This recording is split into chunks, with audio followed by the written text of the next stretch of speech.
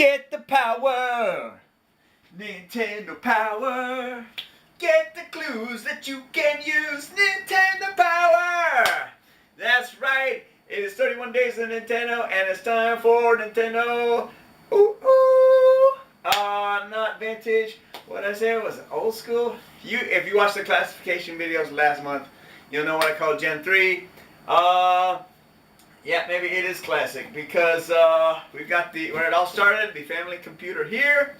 Yeah, by Nintendo, and I don't know why, or maybe it's a newer box, but they advertise all sorts of colored games on this, a rainbow of games rather, and you can see, maybe not for this one, but the controllers are built right into the system, very different from the NES, which we'll get to a bit later on, but yeah, let's talk about the games.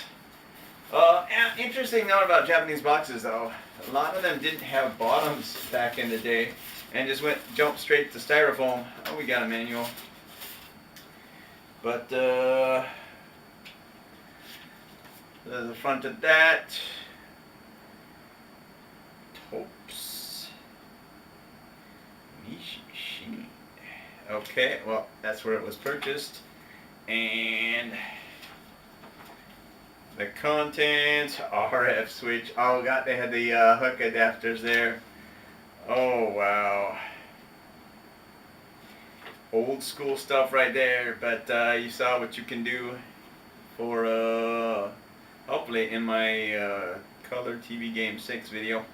That looks convoluted. They're connecting it up and showing off the family basic and the gun, which I do not have. I did get a zapper. And more RF switch connections, and more, and still more with the hooks and stuff, adjusting your TV to the right channels and all of that good stuff. But what?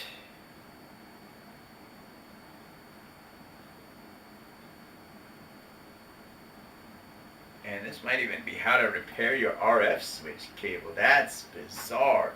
But anyway, yeah, it was, it started back in 1983.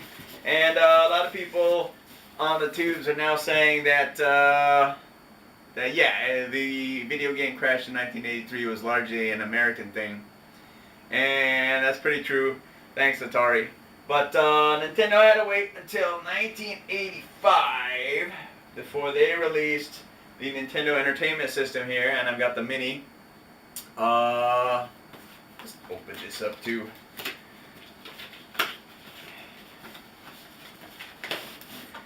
And put that there because we need to come back to that. Whoa. Oh, there it is. So yeah, it kind of looked like a VCR. They were trying to sell it as home electronics or home appliance, not a video game console. But it had the door. I mean, hopefully you should have seen that, the vents on top. This one has an HDMI instead of RF or RCA in the back. And yeah, I mean, this thing was awesome. What happened? I think I first saw it in 1986 or 1987. They were playing Castlevania and The Legend of Zelda at daycare, and I knew I had to have one. And then I also played it at another friend's house, and she had Rob the Robot, and I didn't really get the point of Gyromite back then, but that looked awesome. I was saving up and going to buy it for my birthday, so I saved and saved and saved. I was going to get a control deck and a Zelda, and then someone convinced me, probably my uncle, why not get the set with the zapper and Super Mario Brothers Duck Hunt, so I'd have more games to play. And it's like, you know, that's not a bad idea. And it was only like $20 or $30 more at the time, so I'm like, let's do that. Boom. And I think someone bought Zelda as my birthday present. So I had all the games there, and they were awesome. But yeah, I decided this month, because we've done Zelda, we've done Mario, we're gonna do the lesser celebrated series of Nintendo's catalog. Some of them you might disagree, but they don't have as many games in the series. And yeah, so I completely bypassed 1983. What they have in their catalog: Donkey Kong, Donkey Kong Jr., both of which I did. They had Popeye, which hopefully, with any luck, I'm going to head to the arcade here, Mikado Natsuge, and play that one. My dad played that in the arcade. I'm like, that's awesome! And I don't know why I didn't play at the time, but only thought it would be a waste of money, which it might have been if I didn't know what I was doing. And then they had baseball late in the year, and Mario Brothers, which completely slipped my mind. I did want to get that, and I think it's one of the ones on the NES Classic here. Yeah, Mario Brothers. Okay, but not featured. So if I had remembered, I would have fired that up first because it is the oldest game in the catalog. Instead, on the second day, we popped in Ice Climber Versus. Now this is Famicom Disk System, but it was released in the arcade in '84 and console as well as just Ice Climbers. And we'll come back to that a bit later as well. So just open this up. You can see it's got Ice Climbers, and you can probably see ice hockey there on side B. There's side A, Ice Climbers, boom. And I'm sure I've shown you the power thing before. Nice cute artwork on the back there. But yeah, this was interesting. I beat all 24 of the stages that show up, and I'm like, yeah, I beat the game. And then I got on a roll and I beat 8 stages in a row, and suddenly stages 25 to 48 appeared in red, and I'm like, what? And I didn't have any lives left after that, so they kind of kicked my ass. And yeah, you can determine if I beat the game by beating all the 24 stages initially, or if I gotta do the other 24, which is not happening. It's got some characters here, that's kind of cool. I never played as a player 2, and some cute artwork. What is this? Nice Climber. So how to play, and yeah, the techniques. Okay, it tells you techniques, but it shows you the type of things that are your hazards. So I don't know. Obviously, it's my first time reading this. Don't get the disc wet, and don't hold a magnet to it. And yeah, that's Ice Climber. So that was the first game I played. Pretty cool. Then, and I had only played this. I might have seen it before, but I only really played this on Famicom Remix. We've got Clue Clue Land, and in a classic silver box here. Family Computer on that side. Let's see, those look the same. Oh no, the Nintendo logo's bigger, and then the back side, don't shock the cassette and stuff. But yeah, this is Clue Clue Land, and I mean, you can get used to the controls, and but it's totally random. The gold stages kind of suck because they add in extra barriers that prevent you from crossing. But if you are cheap and can make it to the edge, you can bounce along the edges safely because they got barrier, pit, barrier, pit, barrier, pit, basically all the way through the end of the stage. But the sides of the stage, and you can go through if you need to, like Pac-Man. But those are not blocked. So that's one way you can get to the bottom if you're stuck at the top or need to go back up to the top. And yeah, obviously, anyone that's played it will tell you it looks like rupees. And it was interesting. Okay, and I do not feel bad at all about checking the pattern to beat the gold stage, because if you look at the end of the manual here, there is every pattern in the game. and it just repeats and repeats and repeats. So yeah, it's one of the unbeatable games, as I'm calling it. Wow, there's all sorts of Nintendo information on the back there. That's pretty cool. But yeah, Clue Clue Land was fun. I wouldn't say it was the best game I played so far in the block, but yeah, it's at least worth checking out. Is that on this one? It would also help if these were listed in order, which they are not. No, it's not. So you gotta pick Clue Clue Land up for the NES or Famicom or whatever on your own. But you know, it is worth a play at least once just to check it out, see what Nintendo was doing back in 1984. So good stuff. Next up, we've got Excite Bike. Woo! Very simple. I don't know if I would have paid full price for this back in the day, but you can see not much on the back. Again, 1984. And the upgrades to the Famicom disc where you could actually save your tracks, that was good. But, you know, it was fun. I played all the stages.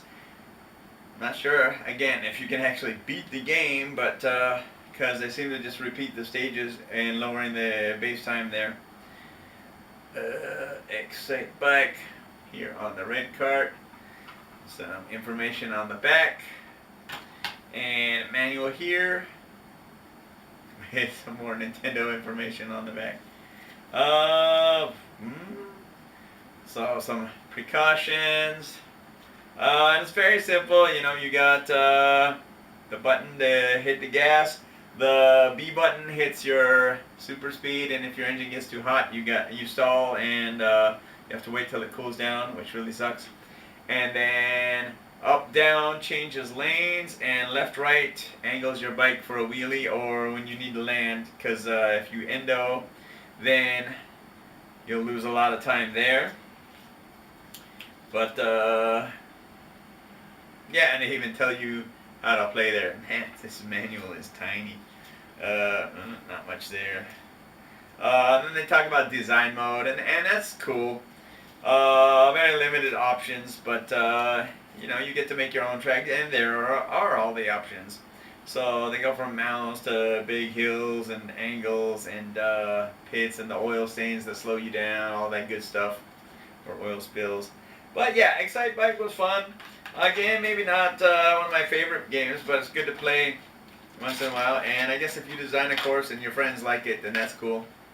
Actually, I don't know what the online does now on Switch Online, but you know, that's worth a shot. And next up, also, I think this is the last 1984 game we've got here. We've got Devil World. Boom. And the kind of ironic thing here is I bought this literally the week before, no ears, that's kind of sad, but the week before they decided they were going to announce it for Switch Online. It's like, what? But yeah, now everybody can play it and check it out. It's a Pac-Man clone, and their gimmick is the devil's at the top of the screen, and he will tell his guys to move the pulleys, and that will move the screen up, left, right, or down. And you have to collect all the dots while avoiding the enemies and while avoiding being crushed by the sides of the wall here. So, you know, it's a neat twist. God, I forget who it was, but they said it was one of the 4 best Pac-Man clones out there. Not sure if I'd go that far, but you know, it's worth playing and checking out. And this is another endless, unbeatable game. Although I suppose if you're good enough, you might cause the system to break like Tetris and cause a true game over. Who knows? But yeah, Devil World's alright. I mean, again, it's more the nostalgia, and they're creating the base of all these franchises because Nintendo was so innovative, you know, in the 1980s. Now, they tend to innovate with the hardware, like the Switch and the Joy-Cons and stuff like that. But I think ARMS was their last new IP, and before that was Splatoon. And again, Splatoon being in the third-person shooter genre, I wouldn't exactly call that innovative, but Nintendo had a fresh take on it. But yeah, this was, I think, when Nintendo was at their most creative in the classic era.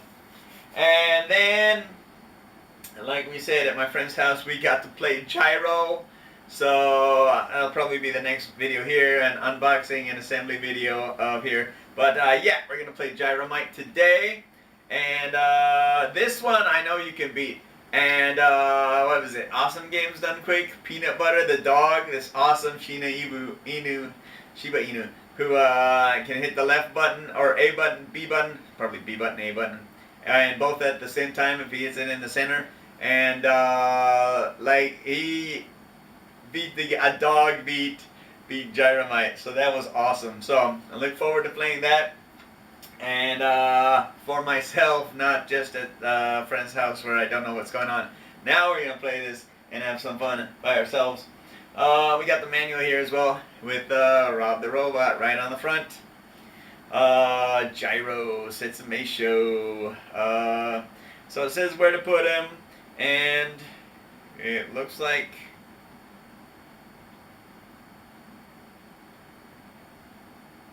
where the hell do you connect to? Or do you actually take the controller and place it on the thing? See, I don't know. But we'll figure it out. It's so awesome. And probably a lot of these kids today don't know him apart from Smash Brothers. So, this is cool. But I think if you open up one of the NES cards, you will actually find the ROMs for the Japanese version. So it's totally bizarre. Yeah, we're probably going to have to put him on the stool right in front of the TV and hope everything works out. I don't know why he would have 5 things to do. I mean, it makes sense for Stack Up, but not for Gyromite. Because, yeah, it even tells you about the second controller option, which I guess you can do if you're doing it one player? I don't know. We'll figure it out. So that's Gyromite, pretty cool. And then we move on to 1986, and another one that Nintendo surprised us with for the online here. We got Muramasa's Mysterious Castle. So, what was this? The Legend of Zelda's counterpart. Just like, well, another game I'm about to talk about. But it's got the Discoon sticker on it, so that's pretty cool. And yeah, I mean, I've seen gameplay of this, so it'd be interesting to check it out. I guess that will be tomorrow. But yeah, both sides are the game. It does look like The Legend of Zelda, but it kind of doesn't. It's weird. Some precautions there. Oh, what is this? And a special note for this particular game. Wow, the manual even has the stickers in it. So, I mean, that's cool. I think a lot of these will be on the disc. So, to find a complete manual with the stickers, that means that somewhere out there there's a disc without the stickers. And people are probably wondering what the hell is on that thing. Unless they did their own stickers. I guess some story there. Yeah, I know nothing about the story. But hopefully we can beat it. If not, then, you know, we'll just have fun playing it because it is 31 Days of Nintendo. It's a celebration of Nintendo and all its systems and all of its lesser known franchises. If you see that screenshot right there, if that's not Legend of Zelda in the Forest, then I don't know what is. But it does make sense that they would reuse some assets across games, just because. And I don't know why they never released it in the West, unless this came out first. No, because Zelda was a launch game, launch title. Yeah. So, pretty cool there. No clue what's going on, but we'll check it out. And then, I guess you're supposed to travel like that?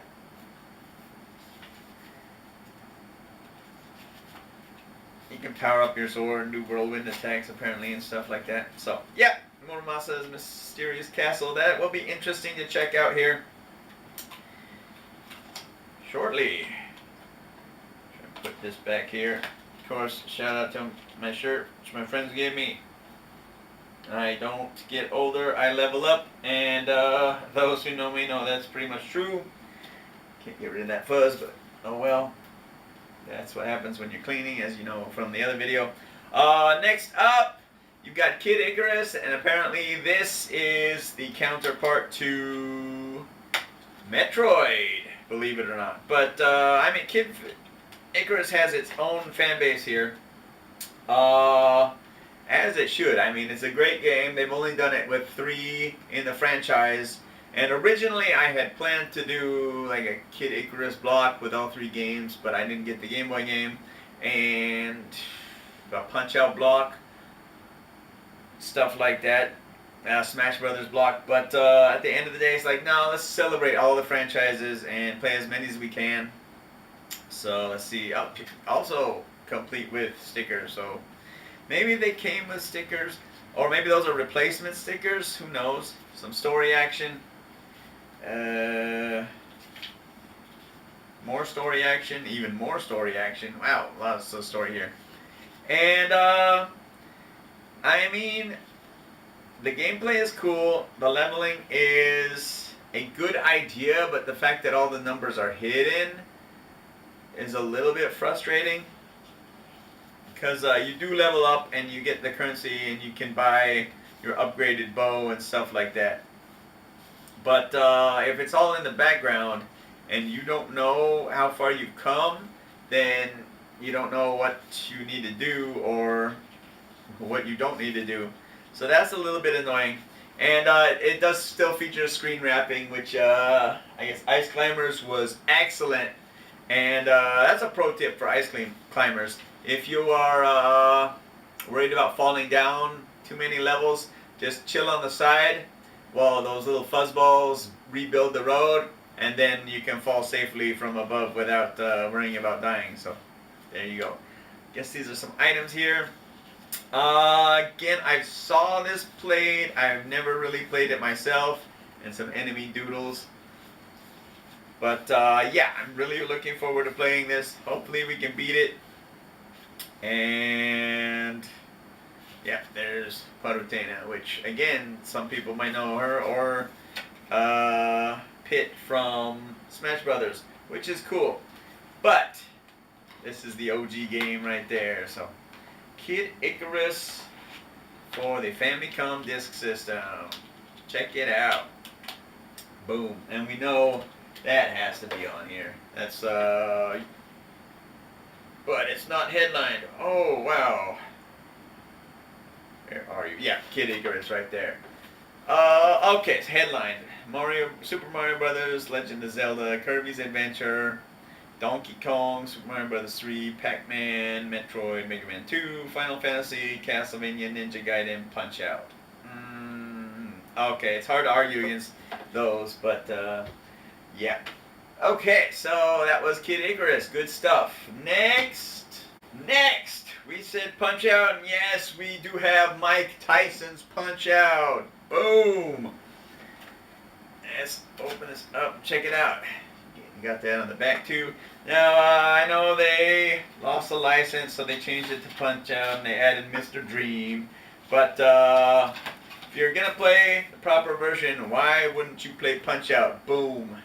And I don't think this is an original plastic baggie here.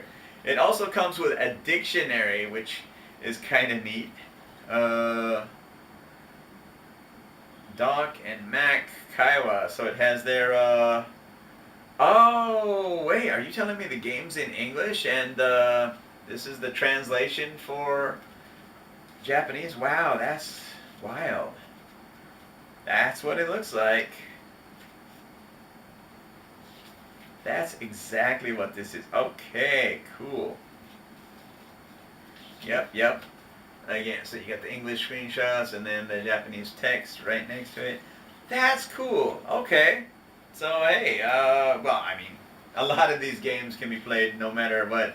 But that will be very cool. You got a Bald Bull and Glass Joe and Little Mac there on the back cover. That's cool.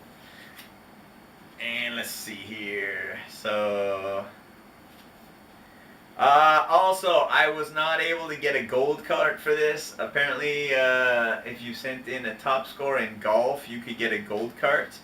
But they're stupid expensive. And what would it be other than just a fancy copy of this game? So, yeah. Got the ring there. And again, I didn't have this until I think it was my grandfather and I took a trip to San Jose to see some trains. I think. And I went to Funko Land and I picked up like Final Fantasy and Mike Tyson's Punch Out. So I did get them, but I didn't own them back in the day. Some characters here. And so obviously I never beat it back in the day. So hopefully I can do a Fresh Prince and DJ Jazzy Jeff and the Fresh Prince, and think I can beat Mike Tyson here on 31 days of Nintendo. So that will be one of the ghosts I hope to exercise. Next, and we've come full circle because we started with Ice Climber on the disc, and we're going to flip to the B-side and talk about ice hockey. Which apparently is a really, really good game. It didn't come with a manual, but there is a poster for it. Ice Hockey, Family Computer Ice, very simple. It gives you the strengths and weaknesses of each of the different player types. So that's pretty cool. And I wouldn't say I'm a hockey fan. I mean, I do like the sport. But in fact, I even have one for the Xbox 360. But yeah, decided, well, why not? Because it has Ice Climbers and Ice Hockey. So it's a bonus game here for 31 days. So that'll be fun to check out. And apparently people love it as one of the best hockey games, possibly of all time. So we'll check that out. And then, to close out the block, in 1989, Nintendo released the Game Boy. Now, I didn't have one, but my mother did. And one of my favorite series is Wave Race. And I thought it started with Wave Race 64, but I was wrong. Because, boom! It released on the Game Boy first, which blew my mind. So as you can see, this I got this Amazon renewed. It was pretty cheap. No box, no manual, kind of gambled. But we'll play that and close out the classic block here.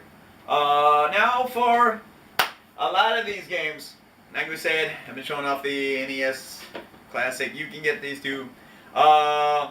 Again, I listed the Big 12 there. We got Super Mario Brothers 2, Galaga, Balloon Fight, Zelda 2, The Adventure of Link, Ghosts and Goblins, Ice Climber, Excite Bike, Mario Brothers, Kid Icarus, Dr. Mario, Donkey Kong Jr., Bubble Bobble, Gradius, Tecmo Bowl, Super C, Castlevania 2, Simon's Quest, Star Tropics, Double Dragon 2, The Revenge. Now, I thought Wrecking Crew was on here, but apparently it's not. But that's also another classic Nintendo property you can get. And it's good just to feel, for me, is the original controller in the thing. Although there's not much difference here with the Famicom, but yeah. So again, we're celebrating 31 days of Nintendo. Let me know in the comments your games from lesser known series that Nintendo doesn't promote so much, but maybe they should. Or you know, if you play them on the Switch Online. Let me know that too. But yeah, let me know in the comments. As always, thanks for watching. And we'll be back next week with our Super Nintendo block. But until next time, keep dancing! Get the power. Nintendo power.